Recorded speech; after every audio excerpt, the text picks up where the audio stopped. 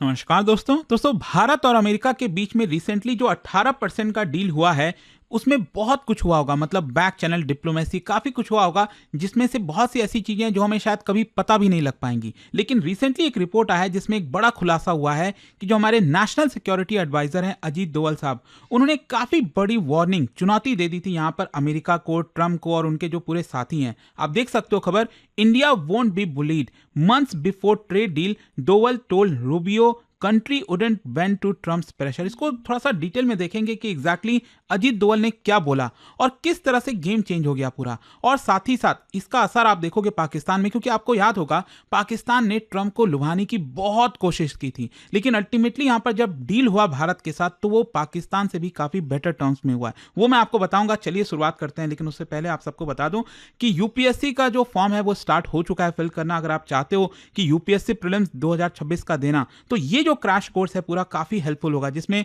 पूरा जो प्रीलिम्स है, चाहे एमसीक्यू है, पूरा जो टॉपिक का कवरेज है, वो सब कुछ कवर किया जाएगा। लिंक कमेंट सेक्शन में दिया हुआ है, आपको यूज करना है ये कोड अंकित लाइव मैक्सिमम डिस्काउंट के लिए। और बैच से रिलेटेड कोई भी डाउट है, प्रॉब्लम है, ये फोन नंबर है, आप इस पर कॉल कर सकते हैं, मेरी टीम आपको अच्छे से गाइड कर देगी। चलिए शुरुआत करते हैं। सबसे पहले देखते हैं कि एग्जैक्टली हुआ क्या है। भारत के national security adviser Ajit Doval साहब ने एक बहुत ही फर्म और अनयूजुअल तरीके से ब्लंट मैसेज दिया था अमेरिका को। और अमेरिका में किसको? US secretary of state. जैसे भारत में हमारे एक्सटर्नल अफेयर्स मिनिस्टर हैं एस जयशंकर साहब, वैसे ही वहां पर हम उनको यूएस सेक्रेटरी ऑफ स्टेट कहते हैं, मार्को रूबियो। तो उनको ये मैसेज दिया ड्यूरिंग हाई लेवल डिस्कशन जब चल रहा था वॉशिंगटन में। और देखिए उन्होंने क्या कहा, India will not accept pressure, threat और public humiliation in trade negotiations with US. तो बेसिकली उन्होंने रूबियो को यह बोला है कि भारत जो है वो बुलीड नहीं होगा।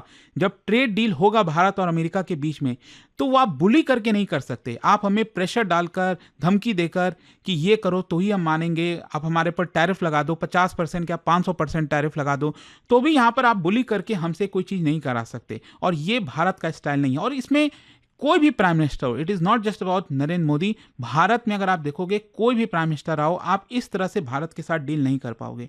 सो new Delhi is willing to wait. और देखो ये बहुत इंपॉर्टेंट हो जाता है। मतलब अजीत डोवल साहब ये साफ साफ कह रहे हैं कि हम वेट करने को तैयार हैं, चाहे उसमें कितना भी वर्ष क्यों ना लग जाए। साथ ही साथ यहां पर एग्रेसिव जो पब्लिक रेटोरिक आ रहा है ट्रंप की तरफ से, अमेरिका की तरफ से, ये दोनों के जो ट्रस्ट है उसको डैमेज करेगा। इतने सालों की जो मेहनत है, भारत और अमेरिका के रिलेशंस बने हैं, तो उसमें आपको याद भी होगा किस तरह से ट्रंप का जो स्टेटमेंट आ जाना, कभी भी भारत को डेड इकोनॉमी और बहुत पता नहीं क्या क्या बोल देना, तो उसकी वजह से चीजें खराब होगी। तो प्लीज आप उस डायरेक्शन में मत जाइए। ये इनडायरेक्ट वे में कहने की कोशिश की गई। ध्यान रखिएगा ये प्राइवेट डिप्लोमेसी था, ये पब्लिक कंजम्पशन के लिए नहीं था। नॉर्मली आपने देखा होगा ट्रंप वगैरह तो जो मन में आया मुंह से निकला बस बोल दिया पब्लिक में, वो चीज नहीं था। So that is why it is significant कि यहां पर भारत का जो रियल नेगोशिएटिंग पोस्चर है ना, वो कहीं ना कहीं बैक डोर के थ्रू चल रहा था, और इसका नतीजा आज आपको देखने को मिल रहा है। खैर, क्वेश्चन यहां पर यह आता है कि ये जो मैसेज था वो इतना ज्यादा इंपॉर्टेंट क्यों था, क्यों भारत को बोलना पड़ा? एक तो यूएस बार बार भारत के ऊपर प्रेशर डाल रहा था, हमारे ऊपर हाई टैरिफ लगा दिए गए थे, धमकी दी जा रही थी कि भारत का जो एक्सपोर्ट है वो तबाह हो जाएगा, खत्म हो जाएगा। और फिर आपने देखा किस तरह से भारत ने भी बड़े चालाकी से यूरोपियन यूनियन, बहुत सारे देशों के साथ ट्रेड डील स्टार्ट किया करना, ताकि अगर अमेरिका हमारे गुड्स नहीं जाएंगे तो एटलीस्ट उन देशों को हम डाइवर्ट कर सकते हैं ताकि भारत को नुकसान कम हो। यूएस बार बार भारत के ऊपर ट्रेड बैरियर का आरोप लगा रहा था कि हम बहुत ज्यादा ट्रेड बैरियर लगाते हैं। भारत ने कहा कि देखो जो हमारे सेंसिटिव सेक्टर्स हैं, चाहे वो एग्रीकल्चर है, डेयरी है, वो तो हम ओपन कर ही नहीं सकते। तो ये हमारे लिए जो इंपॉर्टेंट हो जाता है। एंड यहां पर जिस तरह से ट्रंप की तरफ से यहां पर रिमार्क्स हो रहे थे ना, डेड इकोनॉमी, क्लोज्ड इकोनॉमी, इस तरह की चीजें कहीं ना कहीं सही नहीं हो रही थी, तो प्रेशर बहुत ज्यादा था। अब दूसरा था पब्लिक पॉलिटिकल रेटोरिक। मतलब जो स्टेटमेंट था यूएस लीडरशिप की तरफ से, जो मैंने आपको बताया ना कि पब्लिकली भारत को क्रिटिसाइज कर देना, तो ये सारे बैकग्राउंड आपको समझना होगा। भारत कहीं ना कहीं इस चीज को देख रहा था कि कैसे यहां पर जो ट्रस्ट है, जो डिप्लोमेसी है, वो डे बाय डे खराब हो रही है। और देखो पब्लिक का परसेप्शन भी बहुत मायने रखता है। भारत में पब्लिक का परसेप्शन अमेरिका को लेकर, ट्रंप को लेकर जिस तरह से नेगेटिव हुआ है, अब इसको बिल्ड करने में सोचिए कितना टाइम लगेगा। खैर, इसके अलावा यहां पर रशिया और स्ट्रैटेजिक ऑटोनॉमी का भी इशू था। एक और टेंशन बढ़ गया था, वो ये था कि भारत रशिया से ऑयल क्यों खरीद रहा है। नेशनल इंटरेस्ट, भारत ने कहा कि देखो हमारे नेशनल इंटरेस्ट में है। यूएस कहीं ना कहीं यहां पर जो ट्रेड है उसको यूक्रेन वॉर से जोड़ा था। अब ये क्या मतलब होता है? मतलब वॉर हो रहा है, रशिया यूक्रेन के बीच में ट्रेड डील को बातचीत हो रही है अमेरिका और भारत में, तो अमेरिका जानबूझकर इसको यूक्रेन वॉर से जोड़ने की कोशिश करा है। तो भारत ने इस लिंक को जो है कंप्लीटली रिजेक्ट कर दिया और कहा कि देखो, आप ट्रेड को वेपनाइज नहीं कर सकते। फॉरेन पॉलिसी में अपने टर्म्स को डिक्टेट करने के लिए आप ये सोचो कि आप भारत को ट्रेड का खतरा दिखाओगे, तो वो नहीं चलने वाला। तो इसी बैकग्राउंड में अजीत डोभाल साहब का ये स्टेटमेंट बहुत इंपॉर्टेंट हो जाता है। और देखो, अजीत डोभाल साहब इतने मायने क्यों रखते हैं समझिए, क्योंकि वो कोई फॉरेन मिनिस्टर तो है नहीं, वो कोई रूटीन डिप्लोमेट नहीं है अजीत डोभाल, लेकिन he is the principal architect of India strategic doctrine. Bharat किस दिशा में जाएगा, स्ट्रैटेजी क्या होगी, उसके पीछे के जो मेन आर्किटेक्ट हैं वो अजीत डोभाल साहब हैं। और ये वो डायरेक्टली पीएम मोदी को रिपोर्ट करते हैं। उनका एक एक शब्द कहा हुआ मतलब वो हाईएस्ट लेवल से निकलता है। तो जब भी वो बोलते हैं तो वो भारत के फाइनल रेड लाइन को दिखाता है। वो दिखाता है कि मतलब अगर अजीत डोभाल साहब ने बोला कि देखो, हम वेट करने को तैयार हैं, हम यहां पर प्रेशर में डील नहीं करेंगे, तो अमेरिका को ये बात समझ में आ गई। क्योंकि ऐसा नहीं है कि पीएम मोदी ये बात कहेंगे, लेकिन अजीत डोभाल साहब के थ्रू कहा जाता है ताकि वो समझ में आ जाए कि अल्टीमेटली ये पीएम मोदी बोल रहे हैं, हाईएस्ट लेवल ऑफ लीडरशिप से ये बात निकल कर आ रही है। अच्छा, यहां पर ये जो स्टेटमेंट था ना अजीत डोभाल का कि वी कैन वेट, ये बहुत ही पावरफुल स्टेटमेंट है। मतलब भारत ने ये कह दिया कि डोनाल्ड ट्रंप का ये जो प्रेसिडेंसी है, ये जो टर्म है, जब तक खत्म नहीं हो जाता तब तक भी हम वेट करने को तैयार हैं, हमें कोई हड़बड़ी नहीं है। भारत को लगता है कि हमारा जो इकोनॉमिक फंडामेंटल्स है वो स्ट्रांग है, हम उसको कंट्रोल कर लेंगे। यहां पर हम डेस्परेट नहीं है कि वेस्टर्न कंट्रीज हमें अप्रूव करेंगे तो ही हम आगे बढ़ पाएंगे। और time is not asymmetrical. Bharat short term pain बर्दाश्त कर देगा, लेकिन आप हमारे ऊपर प्रेशर डालकर, धमकी दाकर जो है चीजों को नहीं करा सकते। तो एक बड़ा शिफ्ट है। मतलब पहले बात हो रही थी ना कि we must close a deal quickly, Bharat भी ये कह रहा था कि जल्द से जल्द डील होने वाली है। स्टार्टिंग में आपको याद होगा जब ट्रंप प्रेसिडेंट बने थे, लेकिन अब यहां पर यही हो गया कि we will close a deal only if it is fair. तो ये जो लैंग्वेज है वो भारत के राइजिंग पावर को कहीं ना कहीं दिखाता है। और डिप्लोमेटिक स्टाइल भी आप देखोगे तो फर्म था, हॉस्टाइल नहीं था। अब आप में से कई लोग ये सोचने लगेंगे कि क्या अजीत डोभाल साहब ने धमकी दे दी ये बोलकर, ऐसा नहीं है। अजीत डोभाल साहब का स्टेटमेंट कोई कन्फ्रंटेशनल नहीं है, कोई थ्रेटनिंग नहीं है, इमोशनल नहीं है। मतलब वो काम है, स्ट्रैटेजिक है और बिहाइंड द डोर्स किया जा रहा है। बिहाइंड द डोर्स आप काफ़ी कुछ बोल देते हो जो हमें शायद पता भी नहीं लग पाएगा कभी। और ये एक प्रकार से असर्टिव डिप्लोमेसी को दिखाता है कि हम अपने इंटरेस्ट को बचा रहे हैं, एस्केलेशन अवॉइड कर रहे हैं और डायलॉग हमेशा के लिए ओपन रख रहे हैं। अच्छा, अब इसके बाद हुआ क्या, अब ये बदलाव समझिए।